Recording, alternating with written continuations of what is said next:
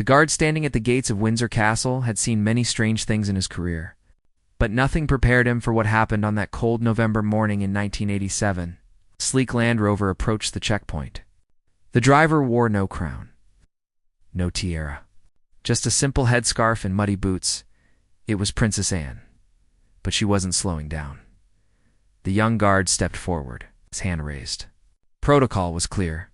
Everyone stopped at the gate. Everyone showed identification. Even royalty. The Land Rover kept moving. The guard's heart pounded. His training kicked in. He moved into the vehicle's path, his voice firm and commanding. "Stop the vehicle." The Land Rover rolled to a halt. The window came down slowly. Princess Anne looked at him with an expression he couldn't quite read. Was it annoyance? Amusement. "You're new here," she said. It wasn't a question. The guard swallowed hard. Beads of sweat formed on his forehead despite the cold. Behind him, the senior officer was running toward them, his face pale with horror. What the young guard didn't know was this. He had just done something that would change royal protocol forever. And the story of what happened next would become legend among the palace staff. But before we continue, if you love stories about the hidden world of royalty and the moments that changed history, hit that subscribe button. You won't want to miss what happens next. The senior officer reached the Land Rover, breathless and apologetic. "Your Royal Highness, I am so deeply sorry." He's new to the detail, and Princess Anne raised her hand. The officer fell silent immediately. "What's your name?"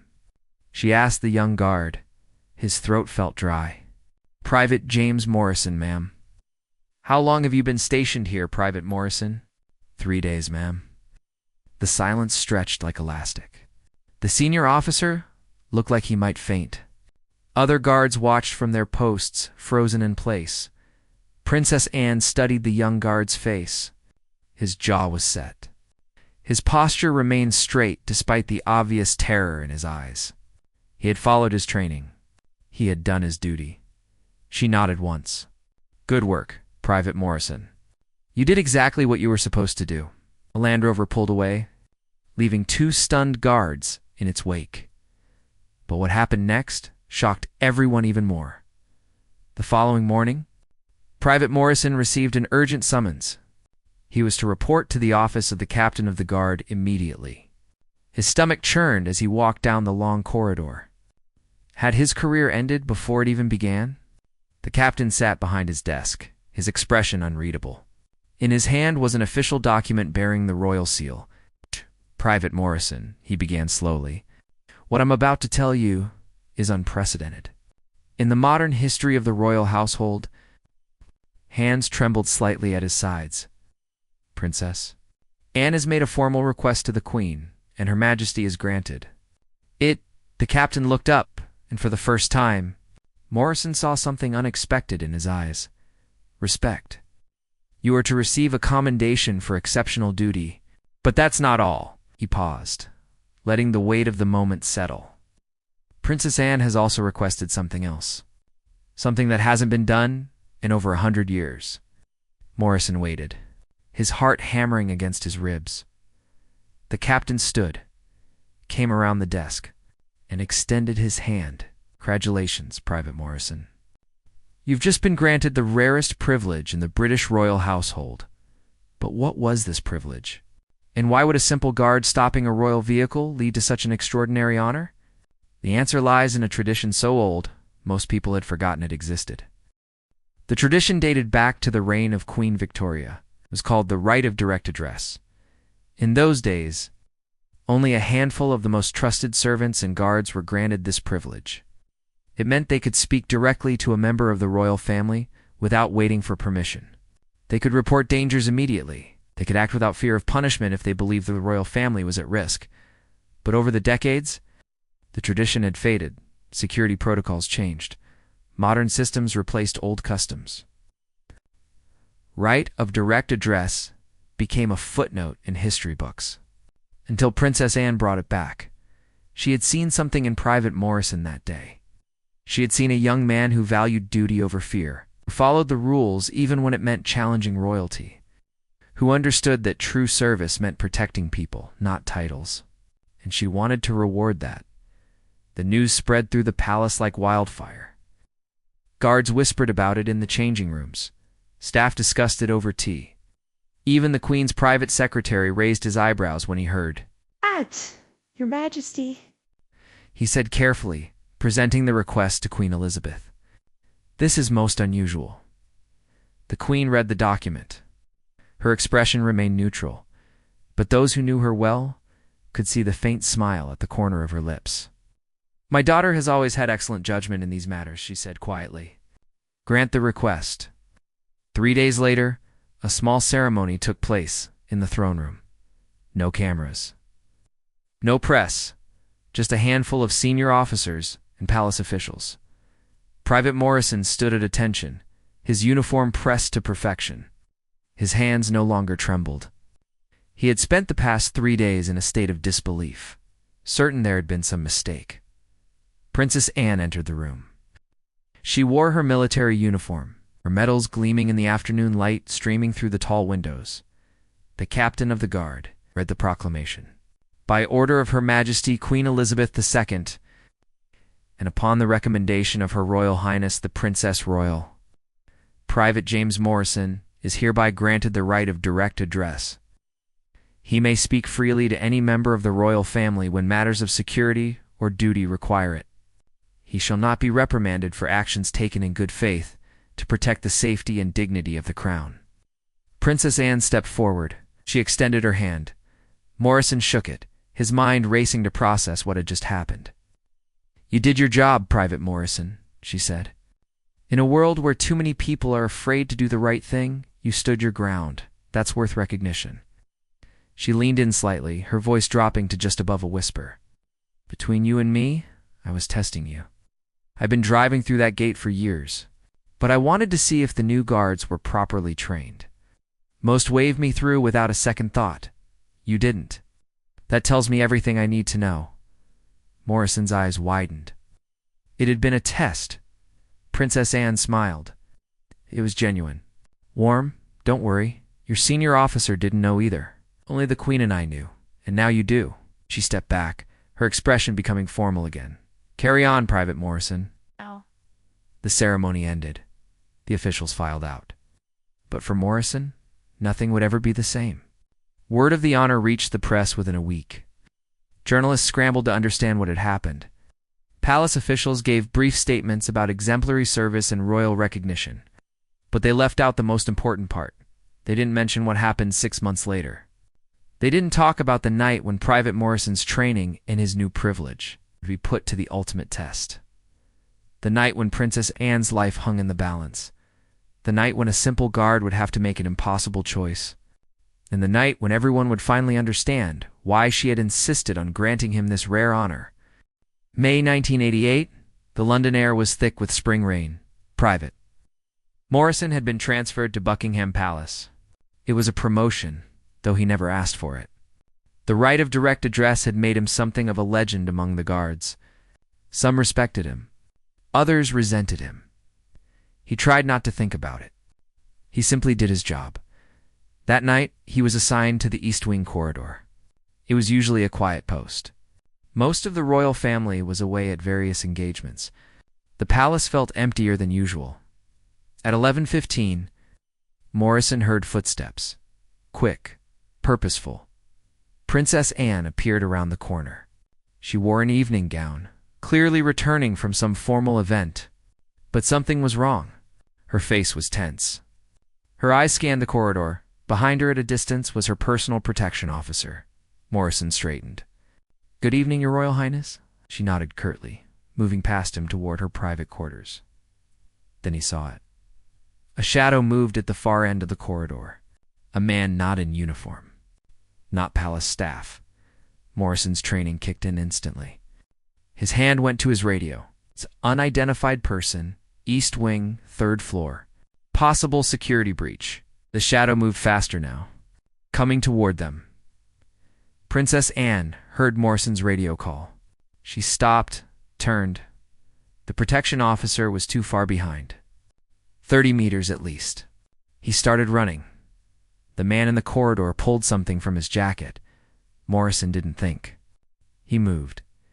He stepped between Princess Anne and the approaching figure, his hand raised. Stop where you are. Identify yourself. The man kept coming. His hand emerged fully now. Something metallic glinted in the dim corridor light. Morrison's mind calculated in milliseconds. If he waited for backup, it might be too late. If he acted too aggressively, and this was somehow a mistake, he could cause an international incident. But Princess Anne was behind him, and he had sworn an oath. He drew his weapon, said, "Stop." The man halted. His hand was still in his jacket. The protection officer arrived, weapon drawn. 2 more guards appeared from the stairwell. The corridor erupted into controlled chaos. "I'll show your hands." Slowly, the man's hand emerged. He was holding a camera, an expensive one. Professional grade, not a weapon. Morrison's blood ran cold. The man started speaking rapidly. French accent. Press credentials around his neck, previously hidden under his jacket. "I am journalist. I am journalist. I am invited guest at embassy reception." The protection officer grabbed the man, securing him immediately. Other guards checked his credentials. Everything was legitimate. He had been at a diplomatic event in another wing of the palace. He had gotten lost, looking for an exit. He had been reaching for his camera to photograph. The princess, when Morrison confronted him, no threat, no danger, just a lost journalist and a guard who had nearly shot him. Morrison's hands shook as he holstered his weapon. The adrenaline drained from his body, leaving him hollow. He had made a mistake, a catastrophic one. He had overreacted, created a diplomatic incident, terrified an innocent man. His career was over. The other guards escorted the journalist away, apologizing profusely. The protection officer was on his radio reporting the incident to command. Morrison stood frozen, waiting for the orders that would end everything. But then Princess Anne spoke. "Everyone, leave us." The protection officer hesitated. "Ma'am, protocol requires," I said. "Leave us." Her voice was steel. They left. The corridor fell silent. Just Morrison and Princess Anne. The rain tapped against the windows. She walked toward him slowly. He couldn't read her expression. "Private Morrison," she said quietly. "Look at me." He met her eyes. He expected anger, disappointment. Instead, he saw something else entirely. "Do you know why I gave you the right of direct address?" He shook his head, not trusting his voice. "Because I knew that one day you might have to make an impossible choice.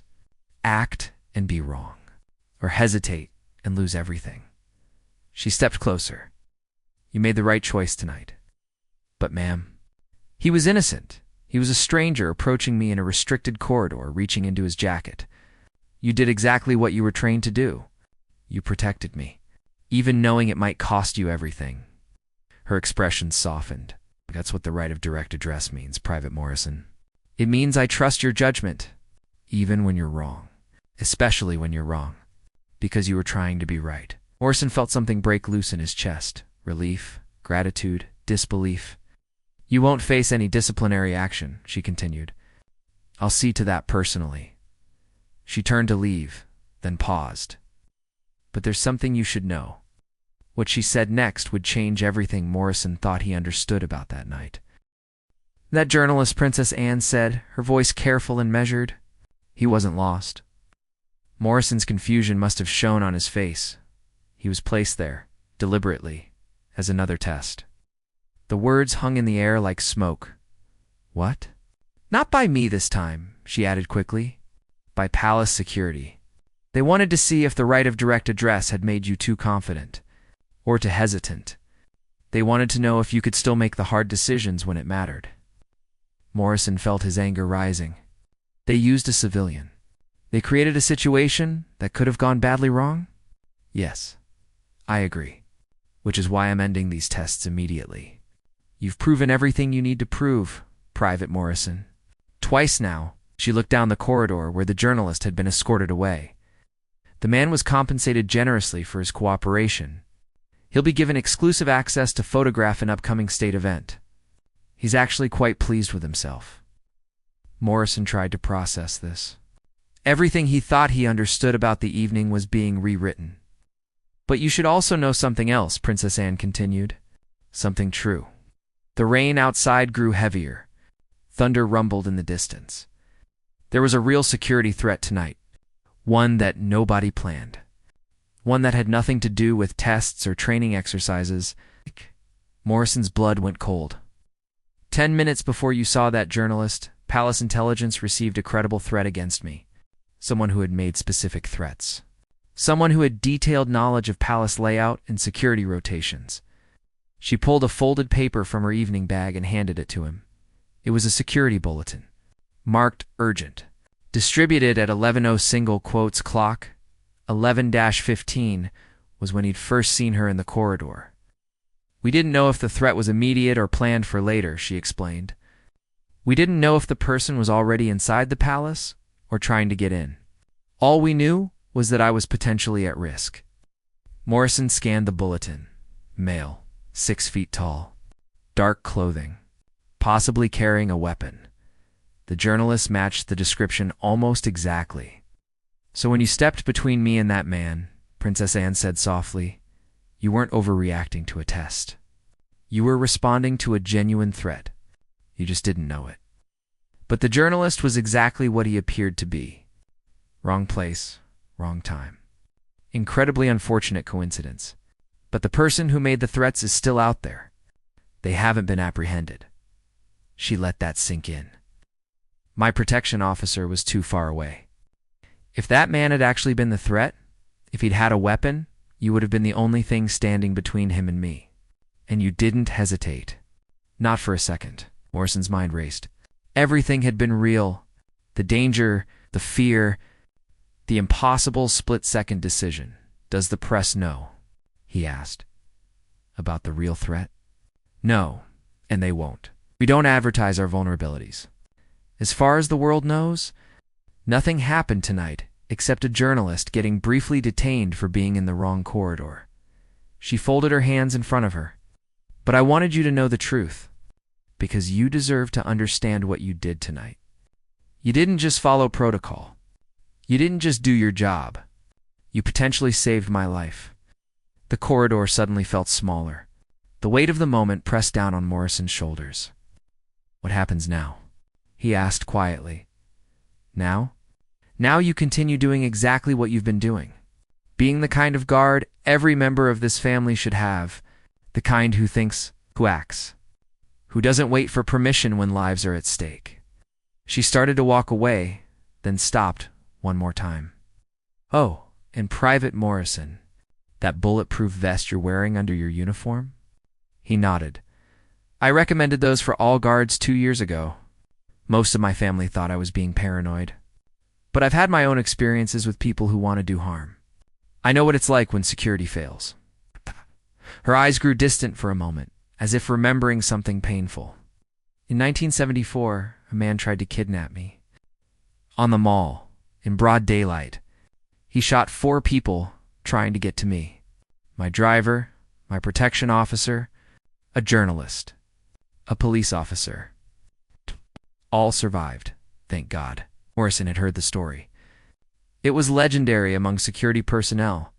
Princess Anne had remained calm throughout the entire ordeal, even refusing to leave her car when ordered. I learned something that day, she continued.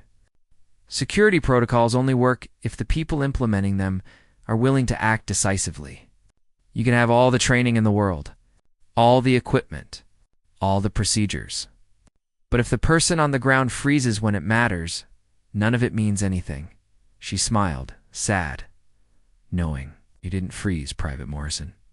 That's why you have the right of direct address, and that's why you always will. This time when she walked away, she didn't stop. Her footsteps faded down the corridor. The thunder outside grew louder. Morrison stood alone in the dim light, processing everything, the test, the threat, the truth beneath the truth. He had thought the privilege was ceremonial, an honor, a symbol. Now he understood. It was a weapon, a tool, a sacred trust, and soon he would have to use it in a way no one expected. September 1989. Balmoral Castle, Scotland. The royal family's summer retreat. Mountains, forests, privacy away from the London spotlight. Morrison had been assigned to the Scotland rotation. It was considered a prestigious post, though the work was quieter. Less formal. The royal family relaxed here, walked the grounds. Lived more like ordinary people almost. Princess Anne was leading a small riding party that afternoon. Just her, 2 guests, and a single protection officer on horseback, following at a respectful distance. Morrison was stationed at the stable entrance, monitoring the grounds. The afternoon sun painted everything gold. Birds sang in the trees. It was peaceful, beautiful, too peaceful. Morrison's radio crackled. All units be advised. Unregistered vehicles spotted on the North Access Road. 2 occupants. Stopped near the service entrance. Investigation in progress. He acknowledged the call and scanned the grounds. The riding party was visible in the distance, moving along the tree line. They were fine. Everything was fine, but something felt wrong. Morrison had learned to trust that feeling. It was the same instinct that had made him stop Princess Anne's Land Rover 2 years ago. The same instinct that had made him draw his weapon in the palace corridor. He checked the stable. The horses were calm. The staff were going about their duties. Nothing unusual, the feeling persisted. He walked to the stable's eastern window. It offered a view of the riding path. The party was farther now, maybe 800 meters out. They were heading toward the old stone bridge that crossed the river. Morrison lifted his binoculars. That's when he saw them. 2 figures. Moving through the trees parallel to the riding path, keeping pace with the horses. Staying hidden in the shadows, his hand went to his radio immediately. This is Morrison at stable entrance. I have visual on 2 unidentified individuals, eastern tree line, tracking the riding party. Possible hostile intent. The radio exploded with activity. Commands, confirmations, units mobilizing. But they were all too far away. The figures in the trees were closing distance. They would reach the bridge before backup could arrive. Before anyone could stop them, Morrison made a decision. He grabbed the nearest horse. Mounted without saddle or proper gear, kicked hard, the horse bolted forward. He radioed as he rode, his voice steady despite the adrenaline. I am pursuing. All units converge on the stone bridge. I am invoking right of direct address. Those last words meant something. They meant he was acting on his own authority. Taking responsibility for whatever happened next, the horse's hooves thundered across the ground. The wind tore at Morrison's uniform. The distance closed rapidly. He could see the riding party ahead now. They hadn't noticed the danger. The protection officer with them was looking the wrong direction. Monitoring a different section of trees, the 2 figures emerged from the forest. They were running now. Making directly for Princess Anne, Morrison's mind cataloged details automatically. Both male, dark clothing. One carrying something bulky, a bag, or a weapon, Your Royal Highness. Morrison shouted across the distance. Riders left. Threat left. Princess Anne's head snapped around. She saw the 2 men immediately. Saw Morrison riding hard toward them. Her training kicked in instantly. She wheeled her horse, positioning herself behind her guests, creating a barrier with her own body. The protection officer finally saw the threat. He spurred his horse forward, but Morrison was closer. He intercepted the 2 men 50 meters from the bridge. Dismounted while the horse was still moving. Landed hard but kept his feet. Stop. Identify yourselves now. The men skidded to a halt.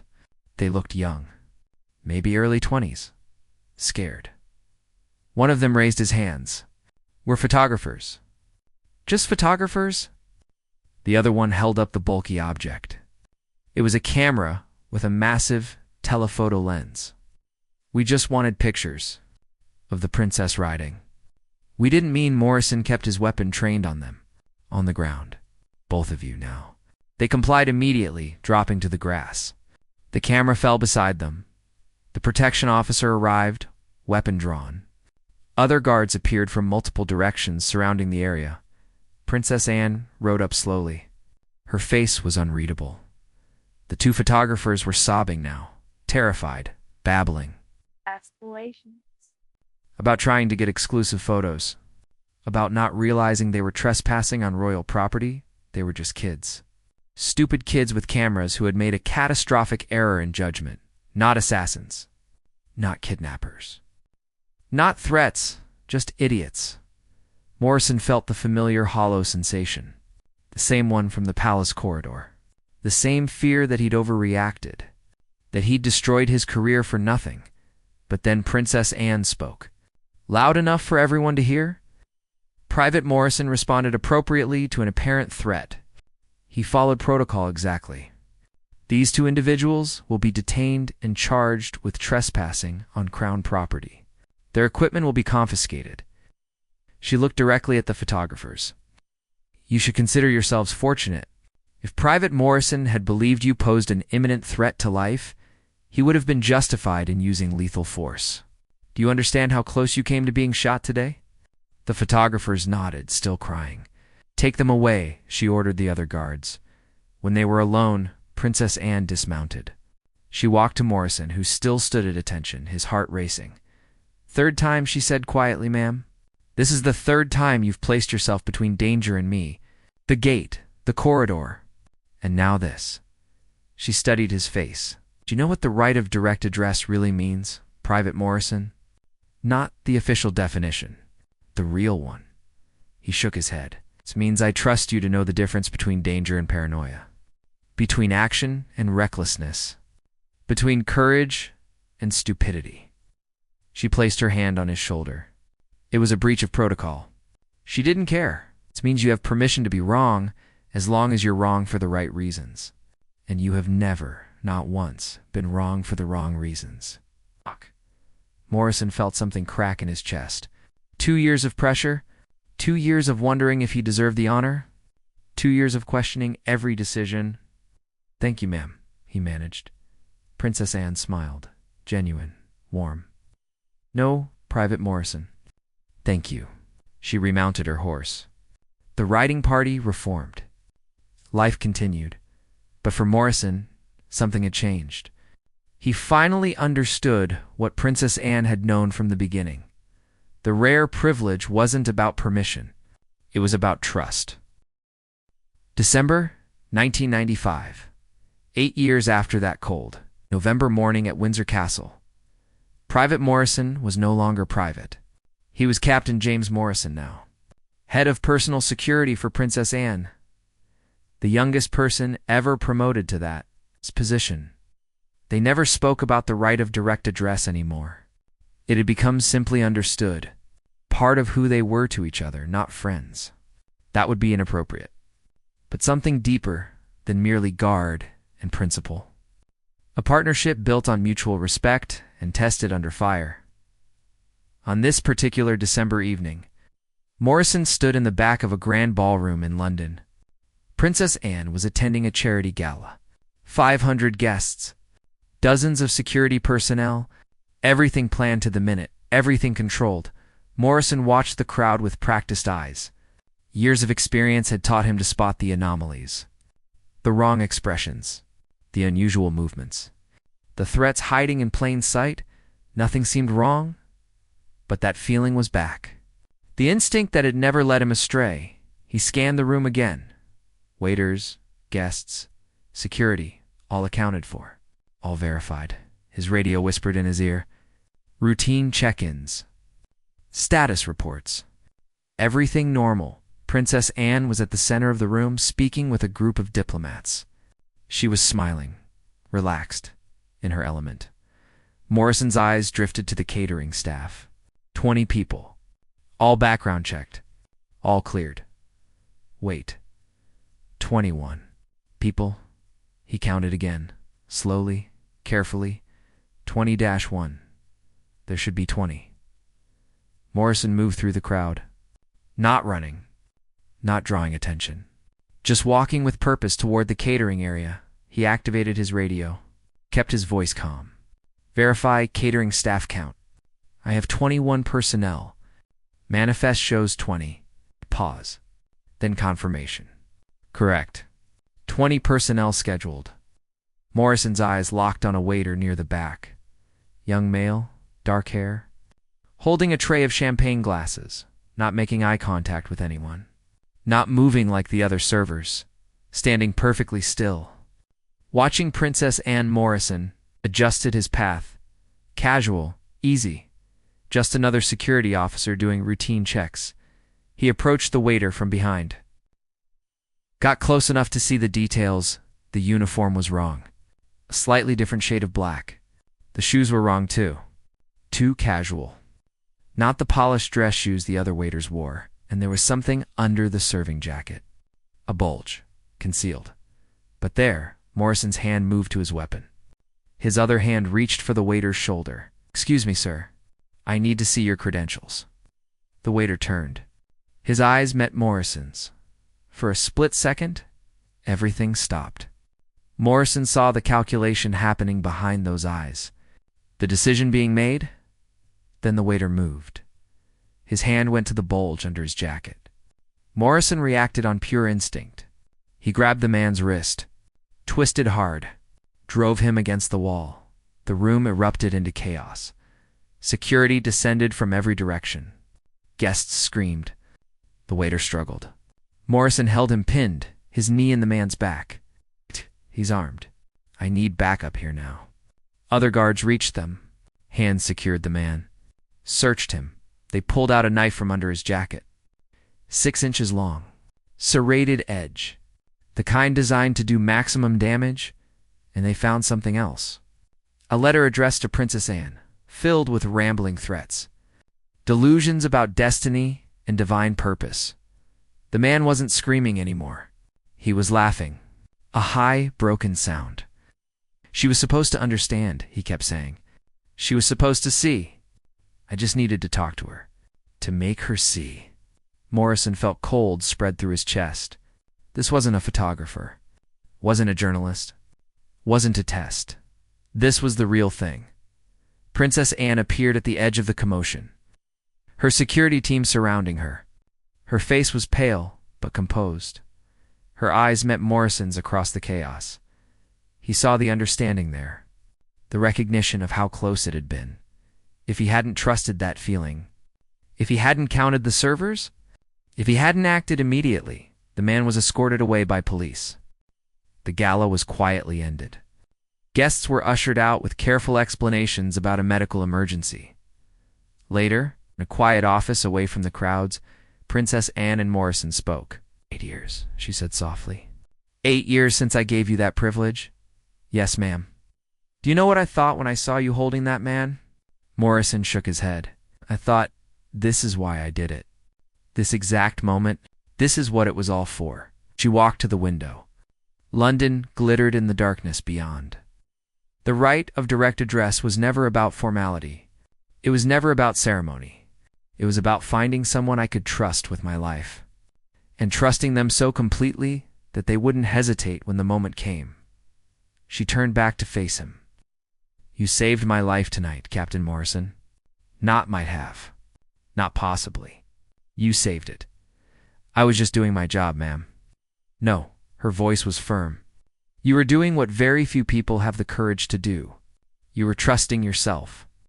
Your instincts. Your training. Even when everything looked normal. Even when everyone else thought you were seeing ghosts. She stepped closer.